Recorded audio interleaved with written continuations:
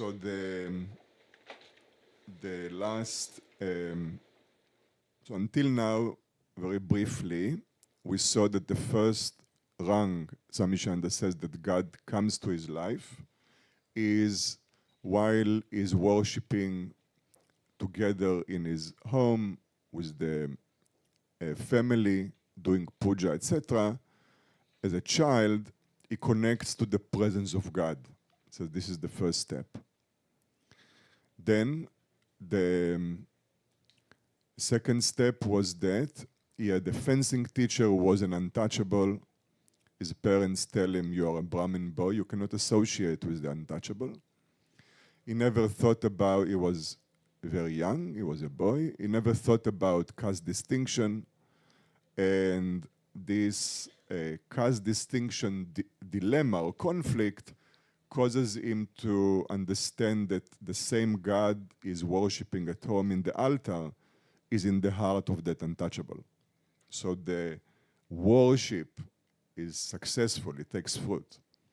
Okay, so, and then the veil of caste distinction, he says, is removed from his mind. How it's removed from his mind? By God putting caste distinction in his face. Right? So he's pointing to very important principles that we receive certain limitations or challenges just to overcome them. This is how expansion of knowledge takes place. Okay? We didn't think about those limitations before. Now we do. And that's why we will transcend them, ultimately. It may take some time, but those limitations are there just for us to transcend them. This is how the expansion of life goes, individually and globally. So then, next he becomes a doctor, he goes to Malaya. He says God comes to him in the form of the sick and suffering humanity. He realizes the universality of suffering, that this world is impermanent and that everyone suffers. And also life is extremely short, so he realizes what the yogis call samsara, not theoretically, but directly. And the impermanence of life reveals to him the eternality of the soul. So again, the limitations come to expand, to reveal that which is beyond. So his desire to realize the eternal becomes all-consuming. So he says then God comes to him in the form of the light, that of the all-consuming desire to realize him as the self of all beings. Okay? And he renounces the world. He goes back to India and he enters the path of renunciation. So the very fact that he sees this impermanence very powerfully, we also see it, but we see it, but we don't perceive it, right? So he saw it and he perceived it. Okay, so this is the idea. It's in front of our eyes, but we cannot see, right? So because our mind is focused on objects. So in any case, and then he said at that crucial time, God came to him in the form of a mendicant that gave him the first teachings on Vedanta. And then everything became clear. Now, we continue. Meditation and service went on apace, and with them came various spiritual experiences, till body, mind, and intellect, as the limiting adjuncts, vanished, and the whole universe shone in his light. God then came in the form of the light, in which everything assumed a divine shape, and the pain and suffering that seemed to haunt everybody appeared to be a mirage, the illusion that ignorance creates on account of low sensual appetites that lurk in men.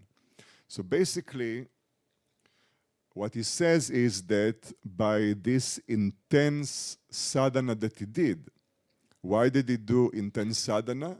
Because he desired it, right? So the desire to evolve spiritually is the most critical thing. If we don't desire, it won't happen. Okay, so to cultivate the spiritual desire is the end all and be all of the spiritual path. We need to, Swami Sivananda says, be very thirsty and hungry spiritually, right? And let's say you are not, that's fine. Then increase it, okay? So make sure to increase your spiritual thirst. Why? It will save you. That's why. So make sure it increases, right? So it's okay if now it's not that much. We need to be truthful. Truth is the path, right? So we should not imagine, we should see what it is. But if we see that it's not very strong, we should increase it. This is the point. Now, so he says that in the vision of that light, he says everything took a divine shape. And he could see that what we call samsara is a product of ignorance. It's a product of identifying with the false limitations due to what he says lower appetites. It means attractions and aversions, what is called raga dvesha. So objects appear very real to us, not because they are real, because either they are objects of pleasure for us or they are objects of pain. This is the reason. So whatever we love in a sense of attachment, and whatever we hate, fear, are jealous of, etc., becomes ultra real for us, and that's the bondage. This is the whole bondage. Bondage is how objects appear to be real because I am very strongly related to them, either through attraction or through aversion. Okay? This is the essence of samsara. There is no other bondage. Okay? Bondage, the yogis say, is purely relational. Okay? So this is the idea. So Swami Sivananda could see all this world as divinity and how suffering is a mirage. It's not real. It's created by these instinctive forces of attractions and aversions. This is the idea. If we are able to purify them, we will more and more and more abide in that divine nature. This is the idea.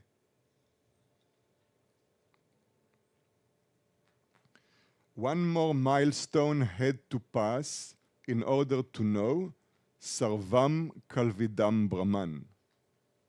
Okay. So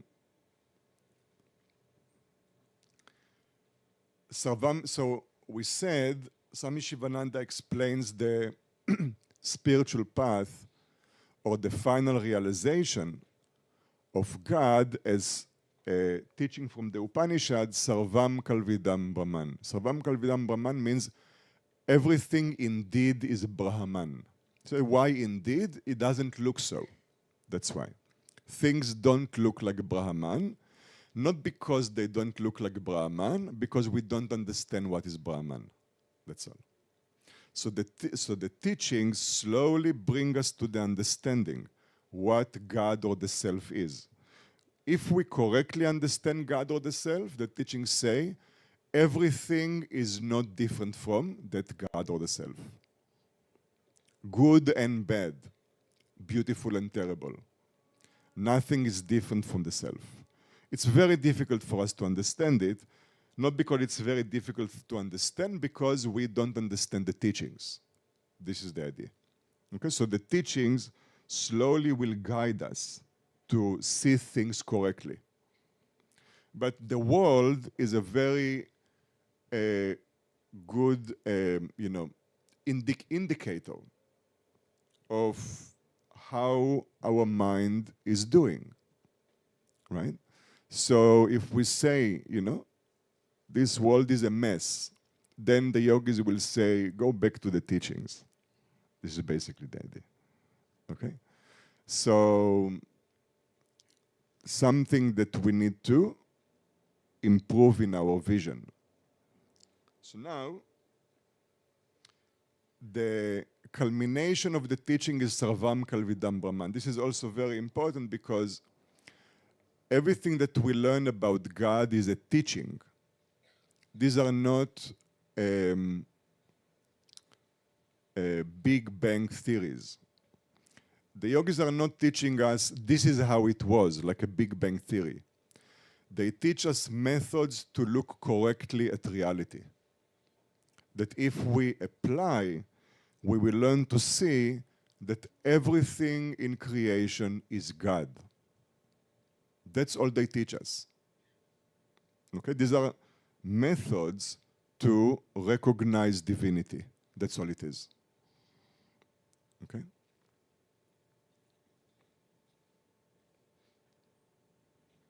Now he says, one more milestone had to pass in order to know Sarvam Kalvidam Brahman. All indeed is Brahman.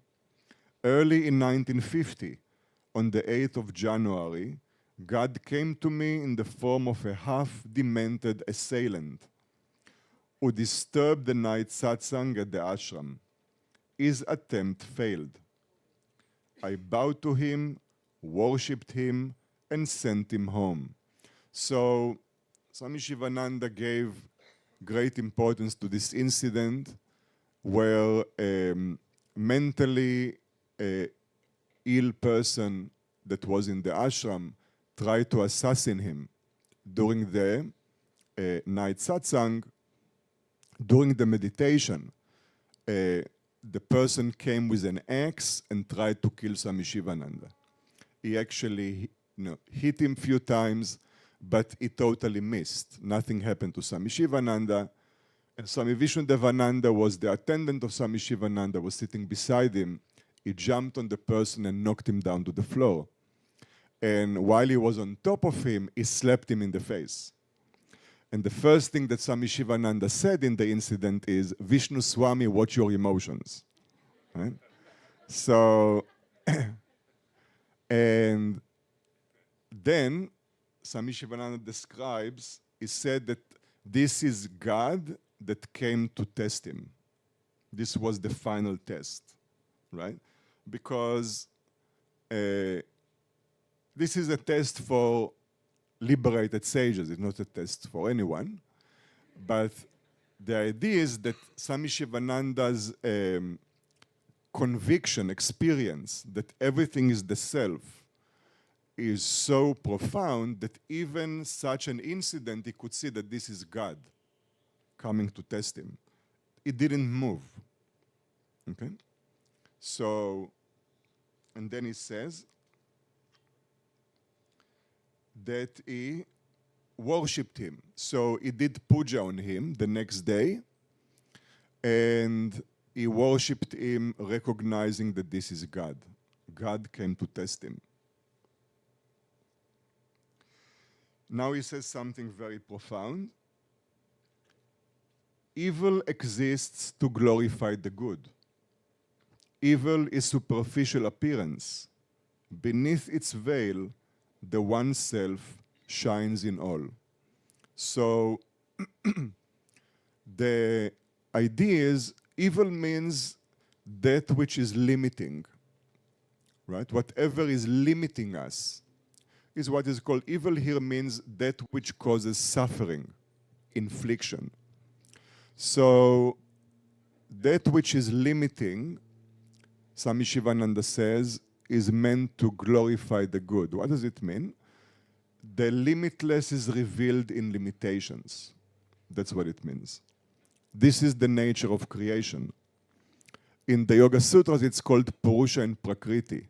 Purusha is consciousness, Prakriti is nature. Nature is full of qualities. Qualities means limitations.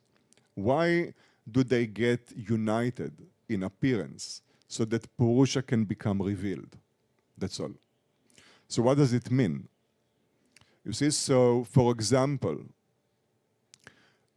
we have emotions, right? There is fear.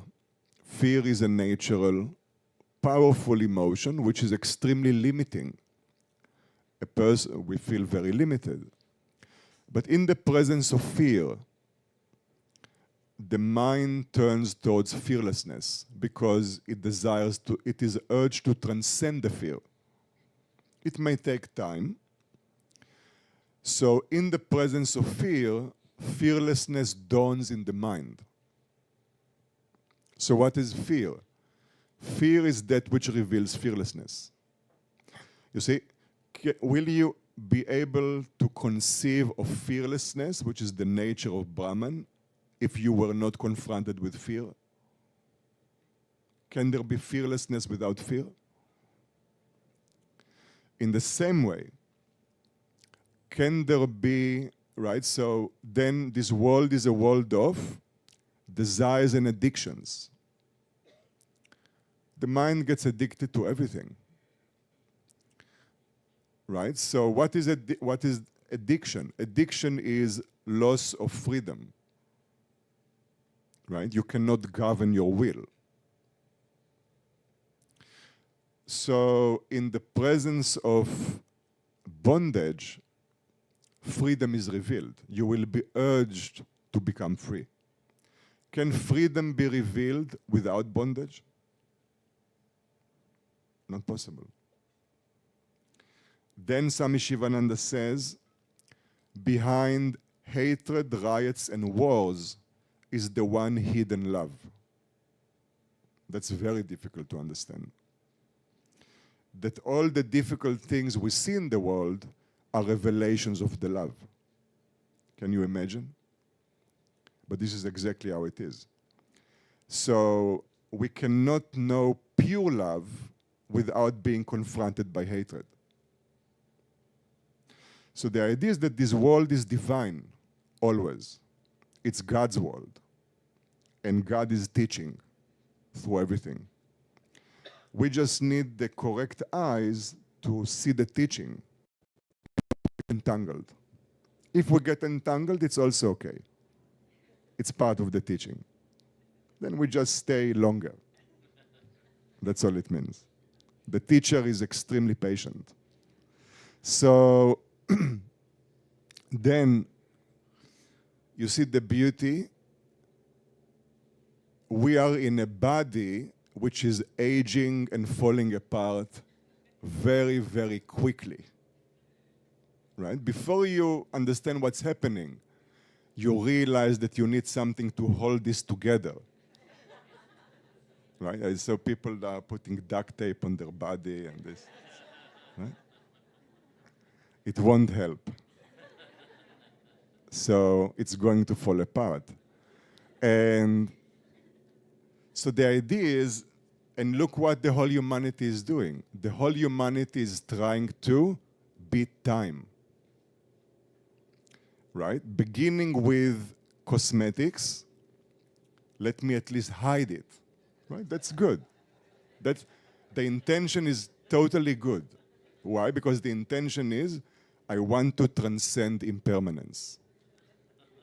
So at least let me hide it. Right? But everyone else has the same thing, so they see through you. They know what's happening because it's happening to them also. Right? So, but it's okay. Right? And then we play with the genes. Right? And now we want to make the body a robotic body. Whatever it is, the idea is the intention that everyone is obsessed with, let me overcome this impermanence. So what is revealed? The eternal nature of the self is revealed in impermanence. You understand? So the idea is that the world is how God is being revealed. This is what Swami Sivananda explains. And God is coming to us as lessons to slowly, slowly understand this. This is the idea. So how God comes into our life, this is the meaning. To see that everything is divinity already. That's the idea.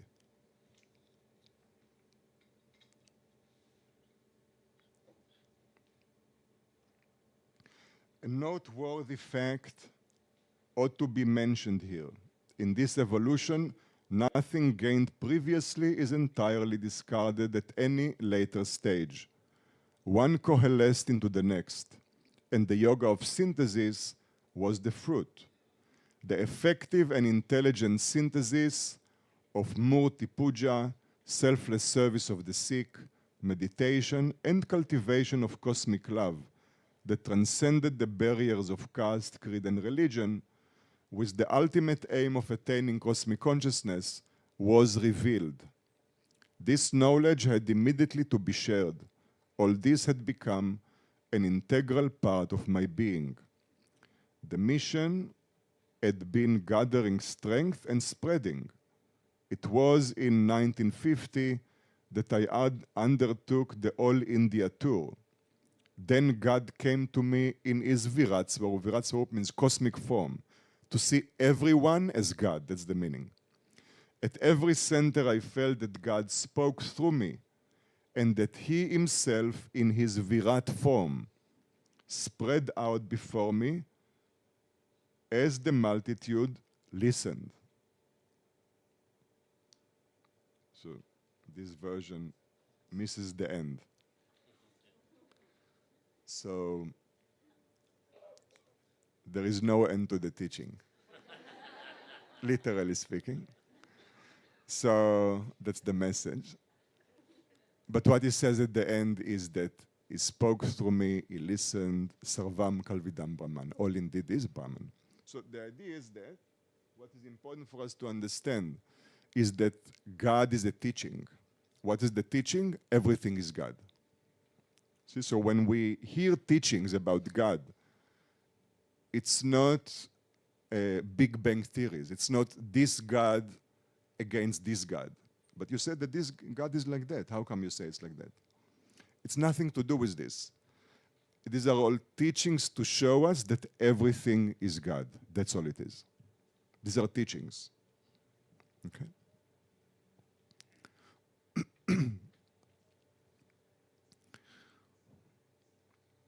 So now we'll have the announcements.